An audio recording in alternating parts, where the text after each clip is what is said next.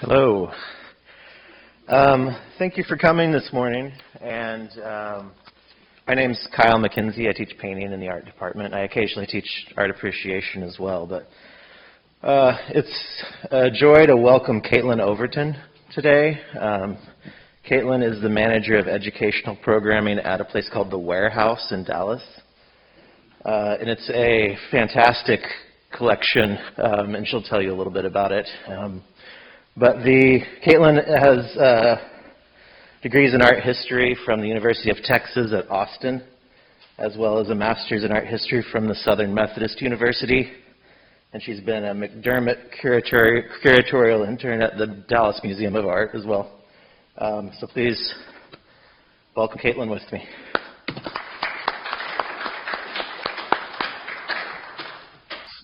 So I work at the Wachowski Collection. It's a collection here in Dallas that specializes, has lots of different things, but one of the big chunks of the collection is Japanese art. So a few notes. One thing is that we're going to be using Japanese name in the Western format. So the given name, what we think of the first name will be first, and then the family name will be second. This is kind of now a standard in United States museums. I used to teach art appreciation, so there's a lot of art appreciation students in the audience. This will be an interesting presentation for you because this is a movement that is very conceptual. So there's a lot of thought and philosophy that went behind it. And part of the reason for that is because it's also something that's so physical and not a lot of things have been manipulated with the material, if you will. So if you're someone who's resistant to contemporary art, I say let go of the idea that this is an artwork. Think of it more as just like having fun, that this is just experimentation with materials, what materials can do, how we interact with them, and how we think about, clay, what's the physical properties of it, of paper, of stone. So, now we'll get started. So the movement that we were talking about today is called Mono-ha. Mono-ha means school of things. It's an artistic phenomenon centered in Tokyo from 1968 to the early 70s. It developed out of the growing tendency of artists to present ephemeral assemblies of natural and industrial materials. By that, what we mean is these kind of sculptures that would not last for very long. They'd be shown and then they'd be taken apart. They were made with such as charcoal, cotton, dirt, Japanese paper, stones, wood, glass, light bulbs, and steel plates. One of the key objectives was to perceive a continually passing present in which all elements, subject, which is us, material... Just checking to see if you can hear us again, sorry. I can hear you. Great. Can y'all hear me still? Yes, thank you. Great. So this idea that there's a passing present. So we are the subject. The material is whatever art is made with, whatever the artwork is. For here, a lot of natural materials from Mono-ha. But this would even be, material would even, in their thinking, would even be a painting, oil on canvas. And then sight, the location, the physicality of wherever you're seeing the artwork at. Is it in a museum? Is it in a park? Is it in your own home? Is it in a gallery? Is it in someone else's home? All of these are inseparable and non-hierarchical. And to open a work by way of its materiality to a realm beyond that which is simply seen. Carefully configured to activate the surrounding space, materials were dropped, stacked, slashed, suspended, propped, or simply laid afloat on a riverbed as a means of emphasizing a phase of durational experience and the constant renewal of perception.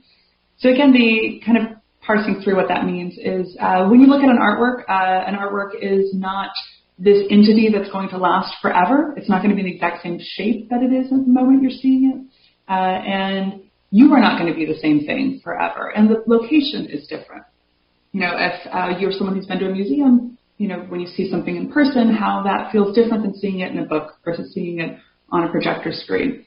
Or if you've had the ability to see an artwork a couple of different times, it can look different from one place to another. People often say that. All of this is based off of a theory called phenomenology. We'll talk about at some point very briefly. So some ideas. It's characterized by simplicity of form and material. It's privileging matter over mind, so the physical over the mental. The work itself is an encounter between different materials, so the work becomes a site of encounter. Working with the physical property of materials rather than imposing one's will upon them is fundamental. So that means, you're not making a stone look like a person. Your stone's a stone. This is not about making the material be anything it's not.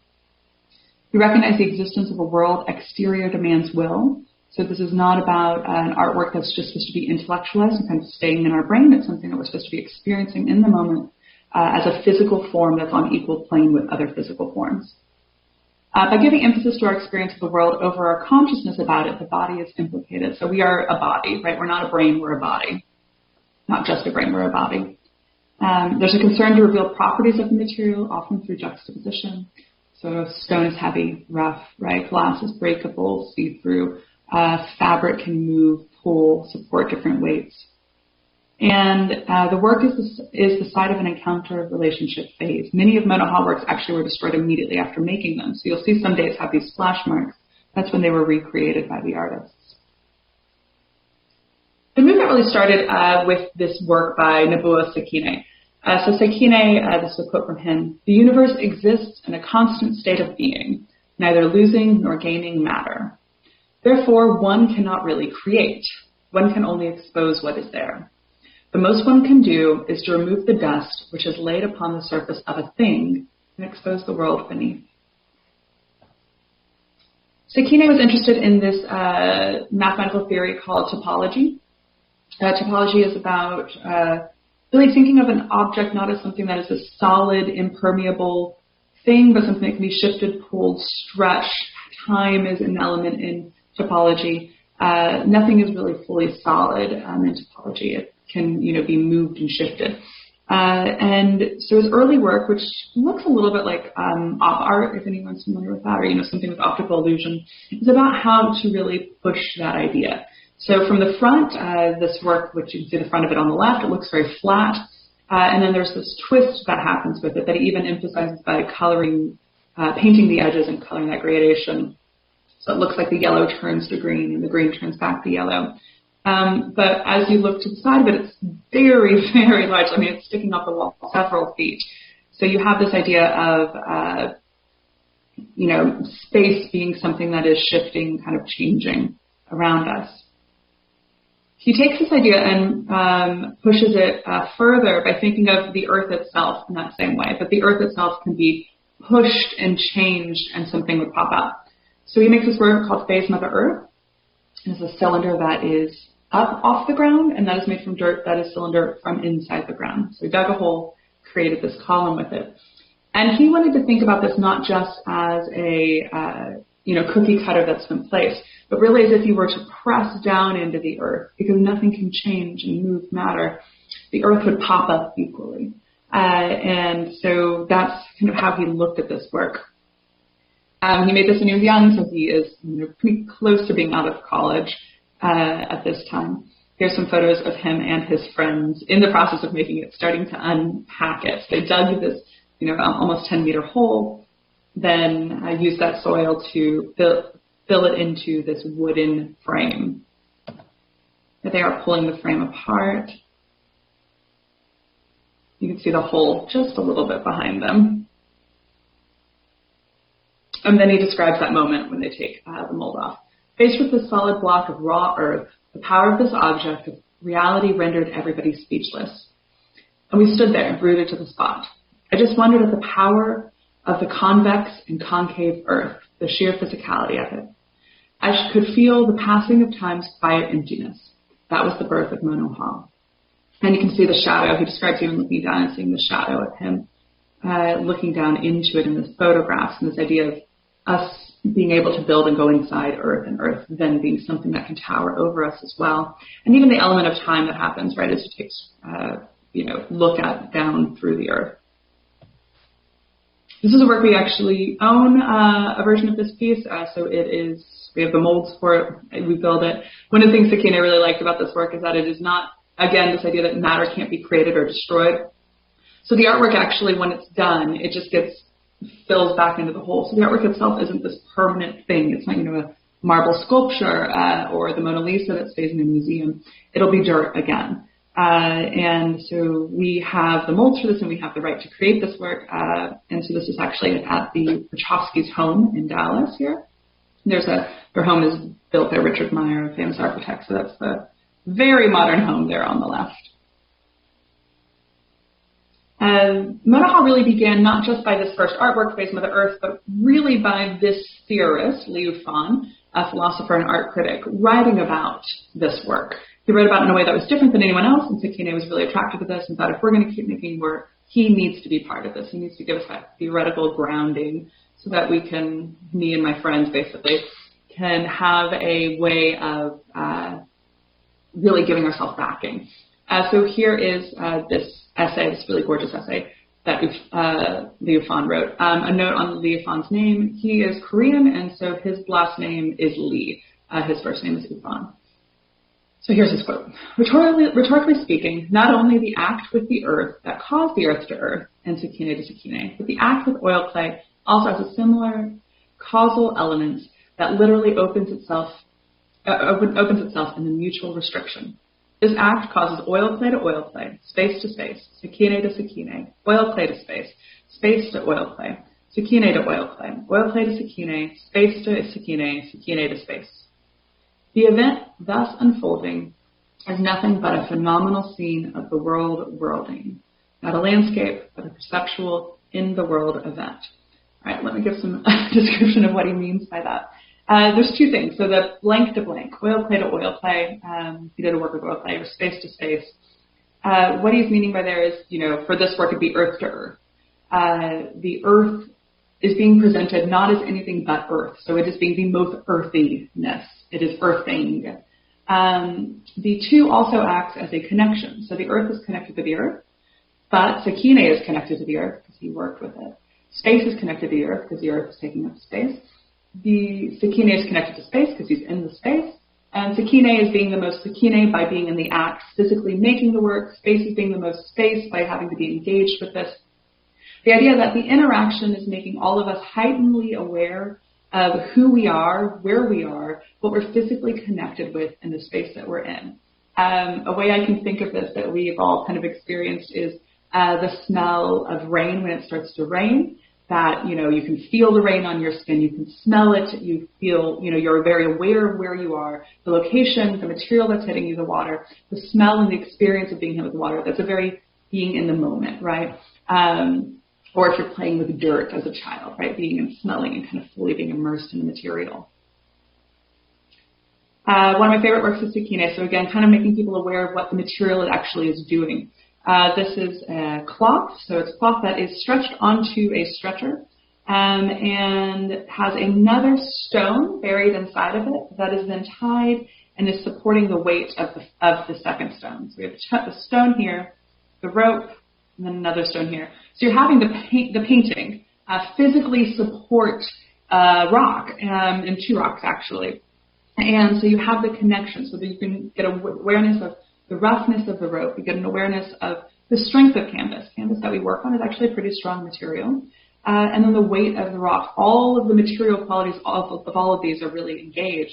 And also the viewer, we're engaged. We're looking at this and being aware of the weight that's also pulling on us, the way that light is hitting us as well as the artwork. Another phase of nothingness. We thought phase of nothingness because by moving and playing with the material, he's pointing out how much we are only in a moment in time.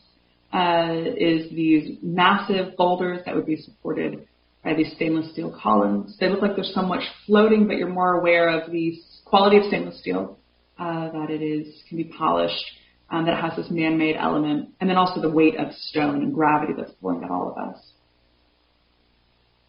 This is another photo of the Rotowski house on the left. Another work which maybe gets more directly at topology that he made early on in his career is the phase of nothingness waterworks. So it's a cylinder and a rectangle. Each one is filled with the exact same amount of water, but because of volume, it is in different phases, right? The water is still water that's inside of it. So it's black, lacquered steel that's filled with water to the brim. It looks almost like a solid form, but as you get close to it, you notice that there's little ripples in how the air hits the surface, dust that settles on the surface, and you become aware of the material. So water is being presented in a different phase, a different moment, but both of them is the equal amount of water.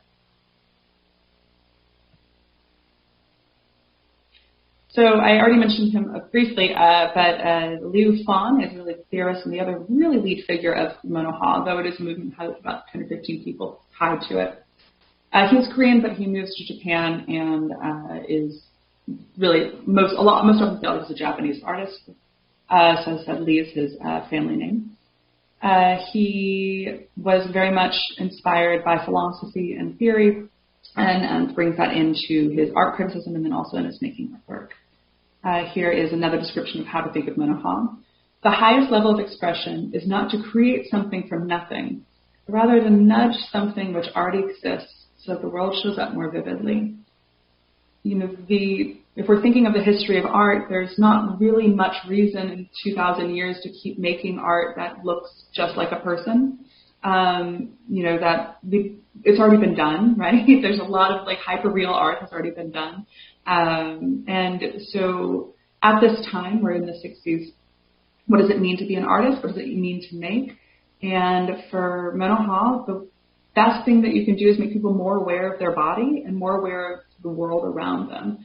And so if you think that matter cannot be created or destroyed, you can't create anything as an artist. All you can do is present something. And Liu Fang calls this the gesture. The gesture is you moving the piece, setting up the piece, setting up the work. It's a gesture that you're making, but you're not forming anything. One of his famous works is these relatum. So he calls these relatum. They're the phenomena where you become very aware of the material. So this is a stainless steel plate. That is what's on the bottom there. On top of it is a piece of glass cut to the same size, and then on top of that is a stone. He goes through a lot picking up when he picks up these stones. Here's him talking about an earlier work we did, trying to describe to people what this encounter that he was thinking of, what the gesture means. Then as I barely lift the stone with the aid of 10 plus workers, this is a larger stone for this piece, I all of a sudden drop it on the glass. Of course, cracks develop where the rock has hit. The stone and the glass vividly revealing a place. Though through each other's mediation, the stone, the glass, and I become different structures, each of which at once exists as ourselves, so the stone is still stone, the glass is still glass, he is still himself, but also transcends ourselves. By thinking and being interacted with each other, everything has been slightly shifted. Everything has been slightly made more apparent of what its qualities are. That glass will be see-through, that glass will break, that stones are heavy, that they're pulled to the earth, that they're tied to the earth, and that we are able to see and perceive these things and know the physical qualities of all of them while looking at them. There's a zoom in of the rock that we have on the broken glass. Each time this is installed, it's redone too. So we get a new piece of glass cut to the exact same shape and then have an art installer pop it down and break it each and every time. The last time it was shown, which was 2 years ago, it broke into a ton of pieces, and it was at a new museum, and they were worried about the danger and safety of people, and even roped off the area because they're worried about people touching and hurting themselves in the glass. Another work that he's made, so continuing this idea of the stone, is with the iron panel. Here he is talking about stone and steel. The relationship between the two materials is like that of mother and son. While natural stones have a completeness that can't be defined or categorized by us human beings, steel plates are materials close to us. They are produced by our industrial society and defined and categorized by human beings. By connecting the two, I open a dialogue between human beings and nature, both from inside and outside. I mentioned at the very start this idea that it's non-hierarchical. That also is something that's tied to man-made materials. While they are worried about consumerism and about technology and about humans' impact on the earth, they aren't thinking that steel or stainless steel or glass, because it's human-made, is less than, and nature is more pure and more beautiful. That's not thinking that way. It's really thinking about all the different materials and how we interact with them. An important thing to kind of remember as we're looking at this, and it's a little, I think as a Western audience, we're more used to thinking that one is more pure than the other. I'm going to skip that work. He also did paintings. That's actually the detail of the painting behind me, with the idea that, again, the idea of passage of time. So actually, I have the details. I'll just use the detail behind me, but I'll go to this one since I think it's a little larger. What he did is he wanted to show a passage of time through a painting. So he loads up a paintbrush, thick. You can get a very clear sense of how thick that paintbrush is, with this very thick ground paint. So it's a homemade paint that he makes, where he grinds stone in it and adds it with glue. And then he marks until there's no longer any mark left. So you can see this is a fresh new one right here, and you can just barely be able to tell that there is a shape right here. So you're basically, the very last mark is almost imperceptible, and then it hits again. And this is him really thinking of how to capture time and infinity, actually, in a painting. This is the idea of just using one material and showing the different elements of the material. So those are the two main artists of Monoha, but there were a lot of other artists associated with this. We're going to go through a few of those just to give you a sense of the other kind of playfulness of this. While I say that there's a lot of theoretical elements that I've mentioned, there is a sense of play, of interaction, of freedom by making yourself be able to just appreciate what's around you. We're really trained as visually minded people, right? We're really trained that vision should be the first thing that is kind of held in high supremacy, right? That is the end all of our existence. And in doing that, we also want to think that, when we look at an artwork, there should be something more, right? It should symbolize something, or it should show a famous scene or a famous person or a beautiful scene. Where we're really thinking here is how to just make us more in touch with ourselves, more in touch with the world around us, and get us out of our heads and stop thinking that humans are actually the end-all, be-all, that we are matter just like everything else around us. We are going to die and rot. Everything around us in some way or form will also change and shift, right? So this idea that we're fully all on kind of an equal playing field. And there's different ways of looking at that in art. Jiro Takamatsu was the teacher of Sekine. He worked at Tama University, and was actually a teacher of several different of the Monoha artists. He made a body of work with shadows and with perspective, really changing and shifting how we think of space in art. That inspired Sekine with those earlier works. But he also kind of joins up and makes works kind of associated with Monoha as well. So this is Oneness of Concrete. It's one of our pieces. So it's a concrete cube that is then chiseled into, and then all of the bits of the concrete are placed on top of it. And he's doing this just to make a point. That oneness is something that is based on our perception. So here's a quote. In the objective world itself, there is fundamentally no such thing as oneness. For example, if we pick up a pebble from a gravel mound, it is one, because we think of it as one. But if we think of the mound as one pebble is merely its part. Should oneness emerge from a certain consciousness, and what kind of condition sustains it? So why is something one? Why do we think of something as singular? And again, this is kind of tying our perception, making us kind of challenge the vocabulary that we use and connect to the rest of the world and how it shapes how we see the world. The Oneness series he does in a lot of different forms and variations. He did Oneness of paper. The one on the left, I don't know if you can see, but it's a white sheet of paper where half of it's been torn to shreds and reassembled as a page. And the one on the right, which you can see a little better, is a orange sheet of paper that the inside has been torn to shreds and then reassembled a little chaotically to give you the suggestion of each little piece of those is one, but it's also one sheet of paper. One of my personal favorites of this movement is Koji Enokura. He is part of a Monoha group of artists that were more kind of maybe politically or critical of what technology and kind of,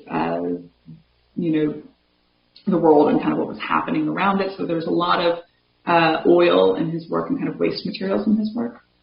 But I think this quote from him is really a beautiful way to think of what Monoha does. The everyday slips into the beat of our physical bodies, and it is released outside with the beat of the body. There is that faint feel of the skin-like membrane that exists between our existence and the everyday world. What is important is to approach the order of the existence of everyday things. Just like I exist within the everyday, things exist within the everyday space, no matter how their form changes. Even if a glass breaks, the material of glass remains. Even if the material of glass shatters, glass powder remains. We cannot destroy the order of everyday material existence.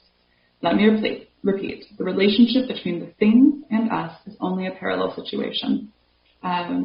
This is, getting to the idea that we think that if we buy something or if we are looking at something, it is going to exist forever. But in the exact same extent, exact same way, we don't do that, so it's not going to either. It is not an ever-changing. It is an ever-changing existence, like we are. We're existing at the same time, in the same place, in the same way. This body of work he showed at the Venice Biennale in 1978. So what it is, it's massive. Takes up an entire wall. So it's, 310 inches. So really, really big. And it's a unstretched piece of canvas, it's not on wood. So it's just a piece of raw canvas that's stapled to the wall.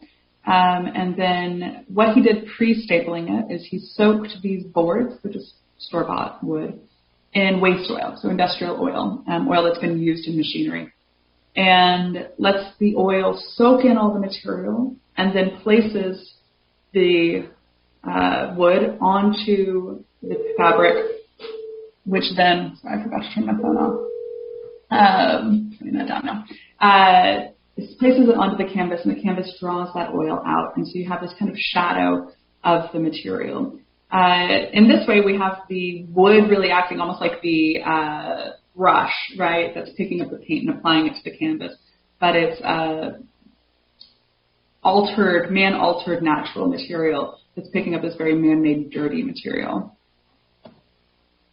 Here's another one. This one has the wood. Instead of that one had the board kind of like leaning against the wall, this one actually has it kind of tied to the wall. And you can see the rings and layers of the oil too, right? You have that first dark mark, which is the oil and all of the kind of gunk it has picked up from the machinery. And then you have that oil saturating and marking the canvas. This has a very landscape quality to it too, right? You have a sense of almost like a Japanese screen, and the colors of gray as well.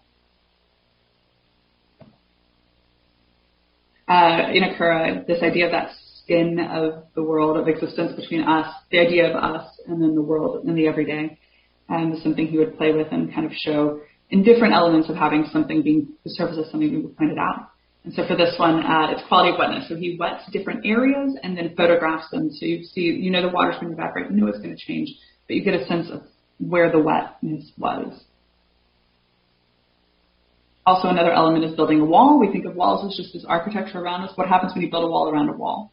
Or you build a wall where you're not expecting it. So here between two trees, or in the beginning of a gallery space, where it looks like it's been crashed through.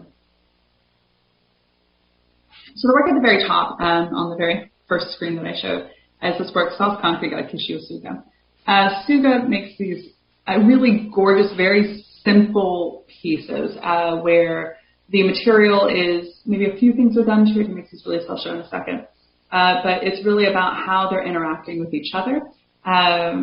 This idea that you're presenting two different things together in different ways, and how we can kind of play and experiment with this. Sometimes on this massive scale. So this piece, each one of these big steel, so these are massive steel plates, and each one of them is almost a ton, weighs almost a ton, so it's almost 4 tons of steel plates. Those are held in place by gravel that's at the base, but mostly held in place by this concrete mixture. So what he does is he mixes concrete with sand, gravel, and then oil. It's actually the oil that works best is the oil that's used to lubricate chainsaws. And so he mixes the oil in there, and what that does is it keeps the concrete from ever solidifying and drying fully. So it looks almost like magma, like dried lava, right? Like this lava flow.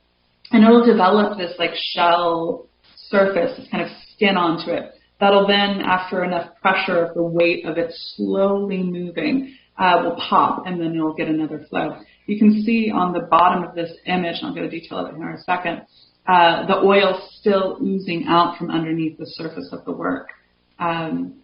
This is a huge room. I mean, so this is this really mammoth piece that you can see overtaking a space. You can look inside of it here. We had a crane shot of it. where you can see where the concrete liquid, the soft concrete, this idea also of soft concrete, right, of like making change about how you think of the material. The soft concrete you can see poured and leveled in the center, and then the ripples of as it's been oozing and pushing and pulling, or pushing through the skin of it each time all around the edges. Here you can see the edges of those big old concrete or big old steel plates. And the little openings where the concrete pours out. And just thinking of the materials he chooses, right? A lot of what monoha is about what material to pick. Mono means thing, but it means thing in the, not like as in a physical materiality necessarily, which is what Gutai, if anyone was part of that, saw that lecture, was about. And it's not thing as in like an object that exists. Mono is about the experience of the thing, the kind of physical qualities and the things that we associate with that object. That's kind of the meaning of the word. So for monoha artists, they said how they make the work is they come up with the idea and they wait for the thrill or this kind of like tickle in the back of their neck, the excitement of like, what happens if I put that and that together in this way?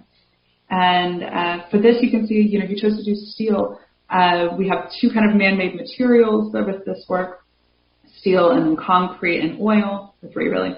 But the colors are very similar, right? Even the texture that we're seeing, this is a straight steel, but that discoloration that happens on the surface of the steel, you can see really echoes the, texture of that flow of concrete. And then you really get a sense of the kind of cracks that form here that then kind of pop and ooze out. You can see one of those right there that's definitely been oozing. And so here's some of his really simple relief works, getting us to think about just how to present different materials. So here we have blocks of wood with wire and different ways of suspending that piece in the center. So space of resonance, having us think about space around us and emptiness.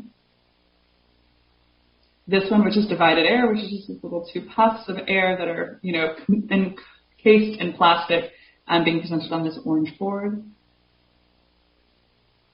Steel, so it's a steel that's attached, or a steel wire that's attached to the surface, like a canvas painting would be. But instead of canvas, you have wire, and the wire is rolled up on the edges. There's a lot of play with symmetry on these. So this is space with edges, so building a box and then painting the inside of the box, making us be aware of the inside of the surface of the work.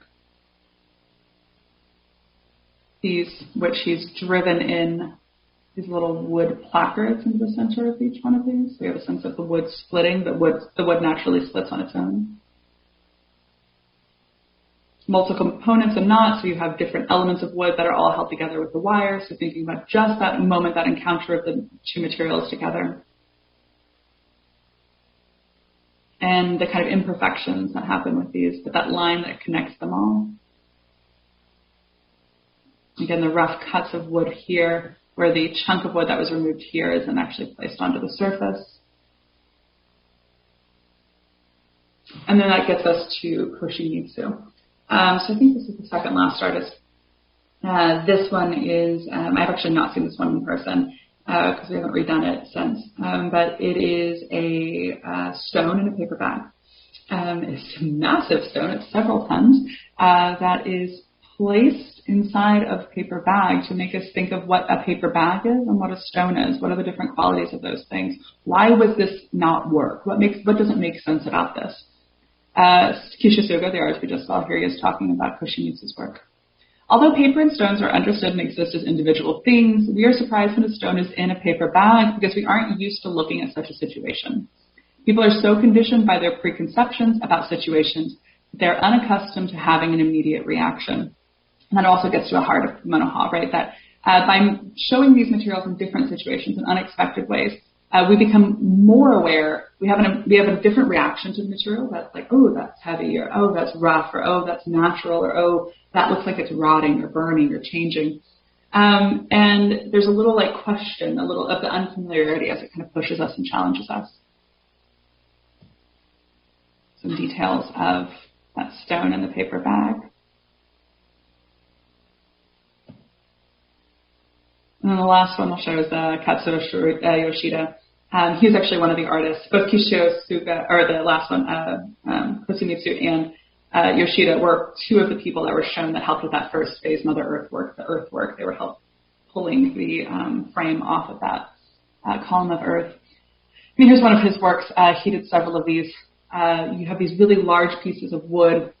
By using and changing the scale, we become more aware of what wood is, that it's from a tree, that it's big, that it grew, that we depend on it for strength, and the texture, the surface of it.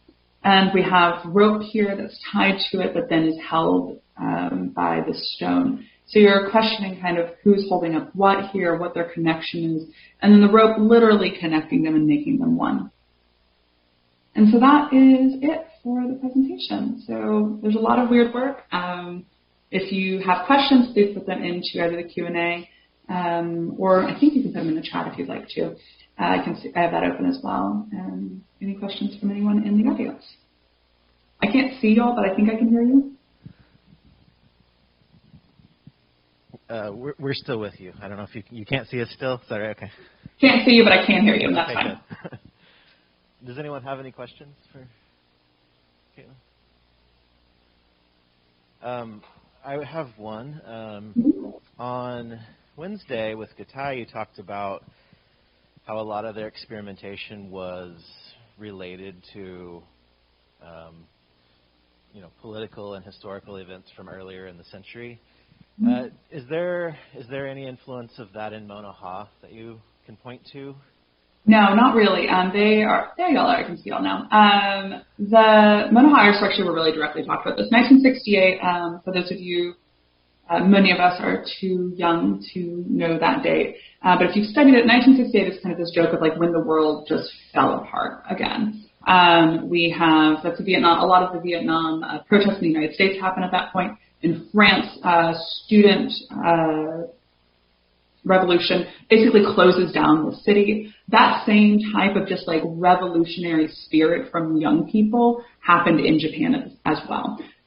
So they were really challenged. Actually, in 1970s, while they were still all very much active making work, students shut down the universities, or they protest so much at the universities shut down and locked them out of the universities. And so there's a variety of how they talk about it.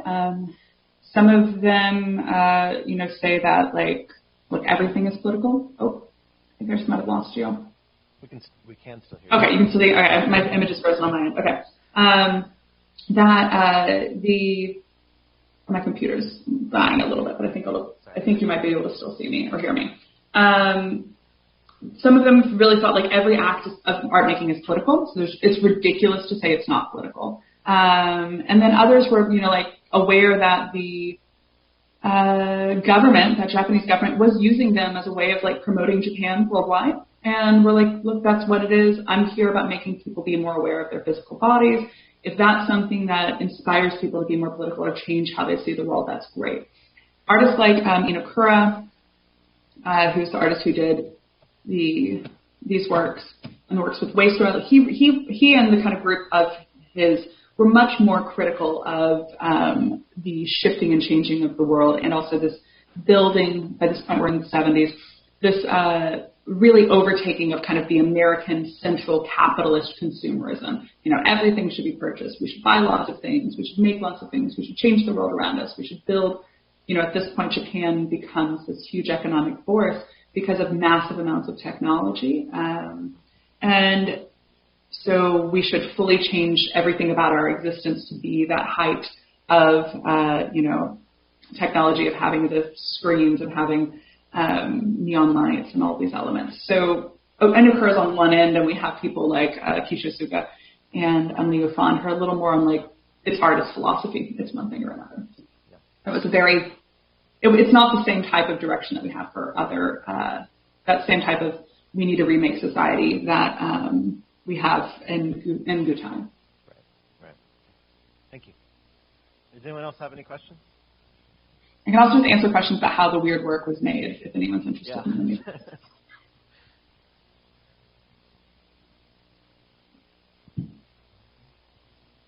All right. Well, it seems to be a quiet bunch here today, but thank you again for for talking to us. I know the art department's visited the warehouse, 3 or 4 times now, and it's always great to have these introductions to work that can be sort of outside of the wheelhouse of work that you normally see. And Caitlin is particularly good at making it accessible to us. So thank you very much, and have a great weekend. All right, great. Thank you all so much for being good sports about just being a bunch of really weird, simple work.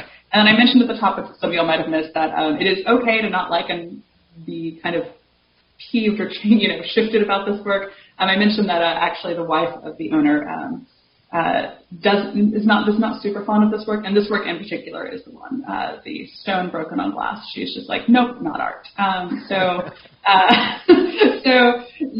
The idea of the avant-garde is to challenge what we consider part of art, but it's also okay if your initial reaction is nope, not art. That is still a valid reaction. Hopefully you at least find it a little interesting. All right, thank you all so much for having me, and enjoy the rest of y'all's Japan semester. Thank you. Bye.